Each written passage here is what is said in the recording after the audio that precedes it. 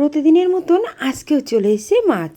আজকের মাছটা কিন্তু বেশ সুন্দর, একদম ফ্রেশ। এখনো যে রান্না করতে অনেকটা সময় বাকি, তাই মাছটাকে ভালো করে ধুয়ে এখন লবণ হলুদটা মাখিয়ে রেখে দিই। একটু টিফিনও আমার করে নিতে হবে, সেটা তোমাদেরকে আর নাই দেখালাম। টিফিন সেরে সমস্ত বাসন কুসন মেজে আবার চলে এসেছি আমি দুপুরে রান্না বান্না নিয়ে। গোল গোল করে পটল কেটে জলের মধ্যে ফেলে খানিকক্ষণ সবজিটা ভিজিয়ে রেখে দেবো। আগে যখন মা সবজি দিয়ে কোনো মাছ রান্না করতো খুব রাগ হতো মায়ের উপরে, একদমই খেতে চাইতাম না আর বলতাম তুমি কেন মাছের মধ্যে সবজি দিয়ে রান্না করেছো। কিন্তু বিয়ের পরে এসে এখন যেন সমস্ত সবজি প্রিয় হয়ে উঠেছে। একদিন একটু সবজি রান্না না করলে ভালোই লাগে না। দেখো পটলের মধ্যে আমি কিন্তু বেশ বড় বড় করে আলু দিয়ে দিয়েছি আর ম্যাজিকের মতন করে চাল কুমড়োটাও কেটে নিচ্ছি। আজকে ভাবলাম একটু চাল কুমড়োর ঘন্ট করি।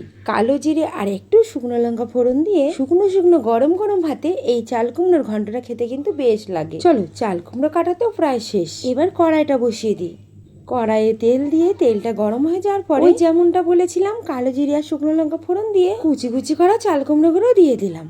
একটু লবণ একটু হলুদ দিয়ে বেশ নাড়াচাড়া করে ঢেকে দিয়েছিলাম 10-15 মিনিট। তারপরে দেখো আমার চাল কুমড়োর ঘন্ট কিন্তু পুরো রেডি।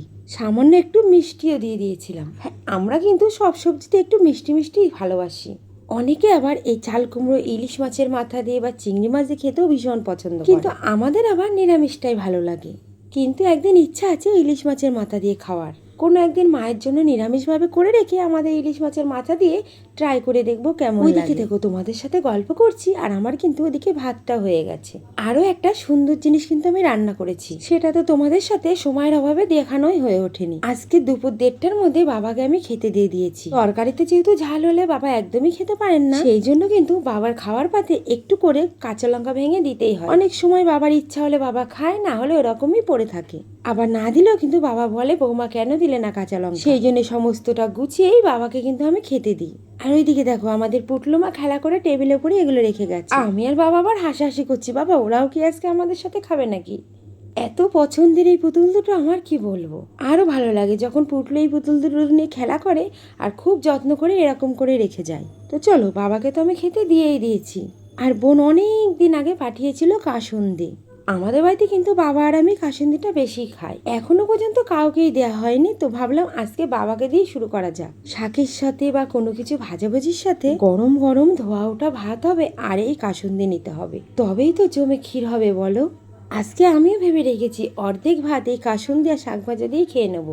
এবার চলো বাবি আর বাবির বাবার জন্য প্লেটটা সুন্দর করে সাজিয়ে আজকে ওদেরকে খেতে টেতে দিয়ে সমস্ত কাজ গুছিয়ে তারপরে আমি নিজে খাবো।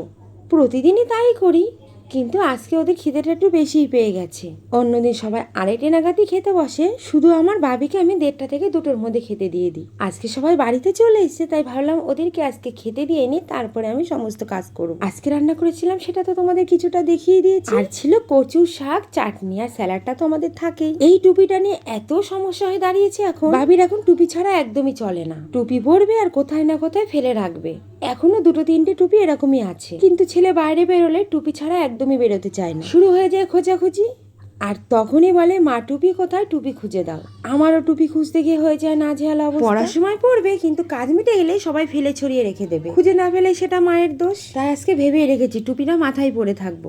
এই নিয়ে এবার সবাই হাসাহাসিও করছে আমার পাশে। ভেবেছিলাম পরেই থাকবো, কিন্তু ধুর এত গরম বেকার টুপি পরে থাকা যায়। দেখো খুলতে গিয়ে লেগে গেল মাথায় বিশাল ভাবে। যাই হোক চলো আজ এইটুকুনি থাক। আমার এই ভিডিওটা তোমাদের কেমন লাগলো অবশ্যই কিন্তু জানিও কমেন্ট করে।